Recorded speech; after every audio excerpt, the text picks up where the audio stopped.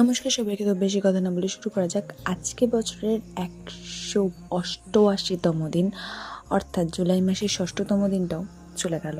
তো ঘুম সেরে উঠেই তোমাদেরকে বললাম গুড মর্নিং, তারপরে রেডি সেডি হয়ে বেরোয় পড়লাম। ফার্স্ট পথ চলে গেলাম, ফার্স্ট পড়ানোর ওখান থেকে বেরিয়ে গেলাম। তারপরে বাড়ি চলে আসলাম, স্নান টান করে শটাং উপরে চলে গেলাম, ঠাকুরের পোশাক পরে নিলাম, ফুলের তোলটা মোটামুটি করে সাজিয়ে নিলাম, ঠাকুরদের পুজো কমপ্লিট করে নিলাম। তারপরে আবার রেডি সেডি হয়ে বেরোয় পড়লাম, কম্পিউটারে চলে গেলাম, কম্পিউটার ওপেন করে নিলাম। কম্পিউটারের কাজ টাজ হয়ে যাওয়ার পরে কম্পিউটার বন্ধ করে নিলাম। তারপরে চলে গেলাম ঘোষ মেডিকেলে, ওখান থেকে বেরিয়ে বাড়ি চলে আসলাম। তারপরে এই যে ইনি পড়তে আসছিলেন।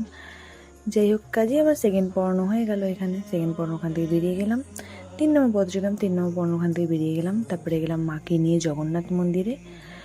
ওখানে গিয়ে মা মানে দারুণ লাগছিল ওই জায়গাটা গিয়ে।